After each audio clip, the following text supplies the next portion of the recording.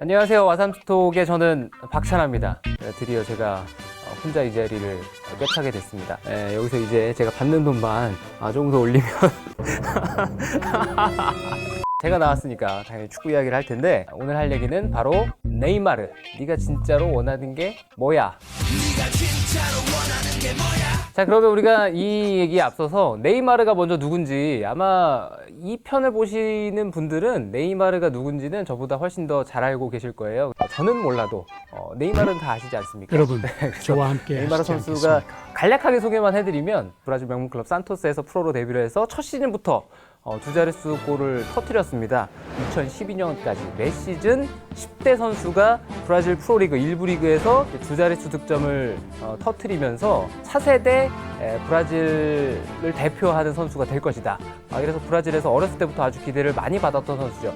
이 선수가 2013년 여름 드디어 유럽에 진출을 합니다. 바르셀로나 유니폼을 입으면서 스페인 프리메라 리가에 합류를 하고, 바르셀로나에서도 꽤 뛰었어요. 4시즌 동안 뛰었죠. 4시즌 동안 활약을 하고 나서 돌연 2017년 여름입니다. 아주 예전에 스포츠 신문 같은 데서는 선수가 이적을 하면 이런 표현을 썼습니다. 급물살. 이런 표현이 딱 어울립니다. 아주 빠르게 이적이 성사가 되면서 프랑스 리그앙 파리 생제르맹으로 이적을 합니다. 지금 3시즌째를 앞두고, 프랑스 리그앙은 이미 개막이 됐죠. 3시즌째를 뛰어야 되는데 여름에 갑자기 또 돌연 나 바르셀로나 다시 가면 안 되겠니? 파리 생제르맹에서의 2시즌은 네이마르가 행복하지 않았어요. 행복하지 않았던 몇 가지 이유들이 있겠습니다만, 가장 큰 이유는 2시즌 동안에 부상이 너무 많았습니다. 이 프랑스 리그는 스페인이라든가 자신이 뛰었던 브라질 리그와는 또 달라요.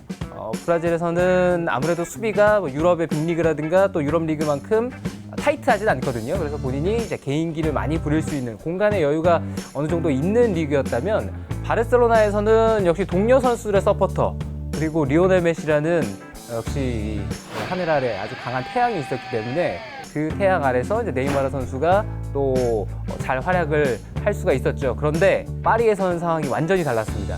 프랑스 리그앙은 역시 거칠기로 유명한 리그고, 제가 황의조 편에서도 말씀을 드렸습니다만, 아프리카 출신들의 그 수비수들, 거친 수비, 강력한 힘과 피지컬을 앞세운 그런 수비가 또렷한 리그거든요. 그 틈바구니에서 네이마르 선수가 살아남기가 좀 쉽지 않았죠. 본인이 마음껏 공격적인 움직임을 펼치기에는 아무래도 힘든 리그였고, 그리고 상대가 네이마르 선수를 아주 강하게 많이 다뤘어요.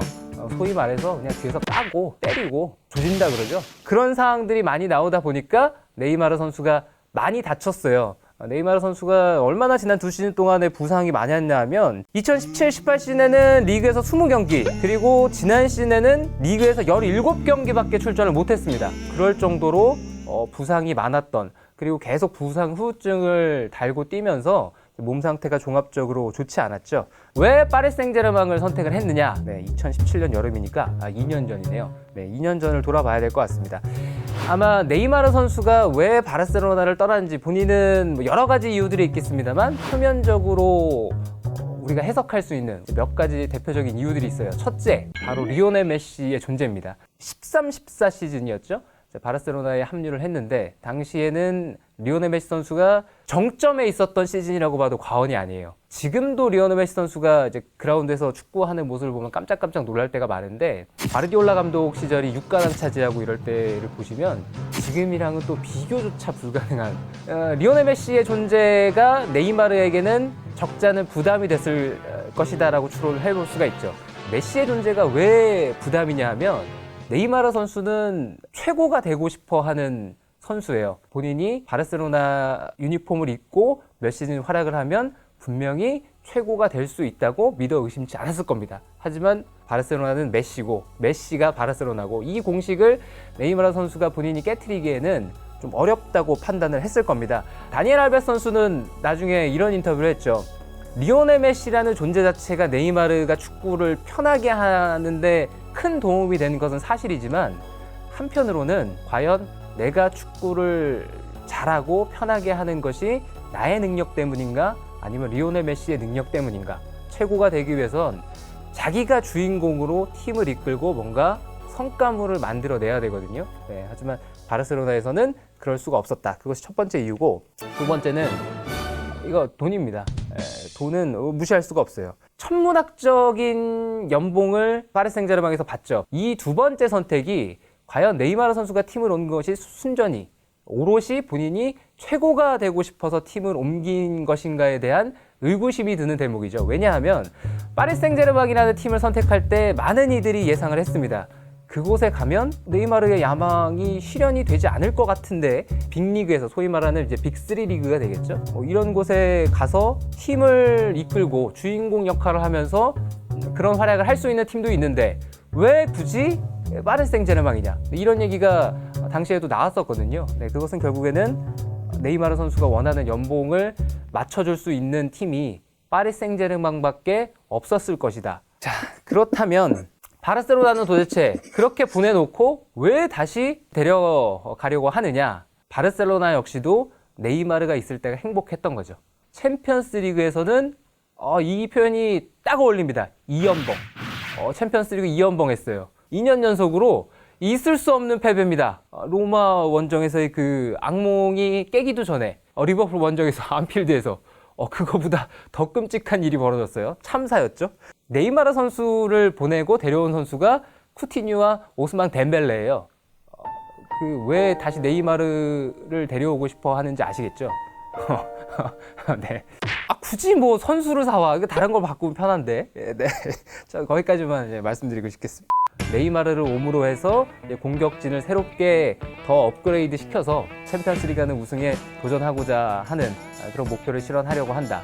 이러면은 메시, 수아레스, 그리즈만 그리고 네이마르로 구성되는 새로운 판타스티코를 구성을 하고 싶어 한다. 파리 생제르맹 탈출은 가능할 것이냐? 아마 이게 화두죠. 사실 이 얘기를 하기 위해서 우리가 지금까지 사족을 길게 붙였고, 파리 생제르맹 탈출 가능할까? 제가 봤을 때는 이거 불가능할 것 같아요. 지금 분위기가 묘합니다. 저희가 이제 8월 마지막 주에 녹화를 하고 있는데 이적 시장이 마감이 며칠 안 남았어요. 물론 팀을 단순히 나가는 데 있어서는 이적 시장이 며칠 남지 않은 거는 큰 문제가 아닐 수 있습니다. 하지만 파리 생제르맹은 결정을 네이마르 선수를 내보내면 누군가 데려와야 돼요. 이 보내는 것도 지금 시간이 계속 지연이 되고 있는데, 이게 지연이 되면 지연이 될수록 대안을 찾는데도 시간이 부족해지잖아요. 파리 생제르맹 입장에서는 네이마르 선수가 있으면 분명히 팀에 도움이 될 만한 선수고, 그리고 파리 생제르맹은 돈이 궁한 팀이 아니죠. 돈이 궁한 팀이라면 이렇게 말썽 부리고 이렇게 몸값이 비싼데 연봉까지 많이 받는 선수가 팀에서 나 뛰기 싫은데 이렇게 하면은 이게, 하지만 파리 생제르맹은 그런 팀이 아닙니다. 약간 구단의 눈밖에 나는 선수가 있다 그러면 그냥 출전을 안 시켜도 네가 원하는 건 우리가 들어주지 않을 거야. 우리는 돈이 궁한 팀이 아니야. 연봉 그냥 주면 되지. 그리고 벌금으로 약간 반가이 하고. 실제로 몇 선수가 그런 불만을 표시하고 팀을 떠나고 싶다라는 뉘앙스를 내비쳤다가 바로 꼬리를 내렸던 선수도 있고, 마르코 베라티 같은 경우가 이제 그런 케이스가 될 거고.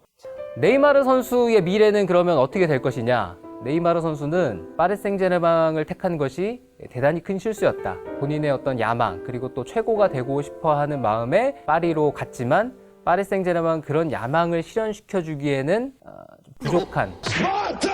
이렇게 계속 얘기를 하다 보니까 약간 파리 생제르맹 팬들이 보면 화를 많이 내칠 수도 있겠다라는. 미안합니다.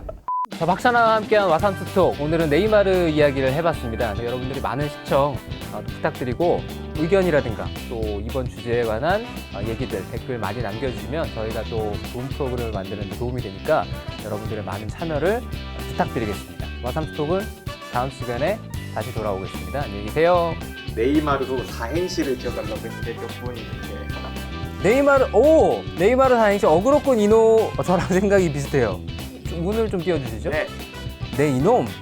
이 이놈이 머릿속에는 마구니가 가득 찼구나. 네이마르 하셔야 되나? 제가요? 이거 어렵네요. 이거 훌륭하신 분들이네, 이게.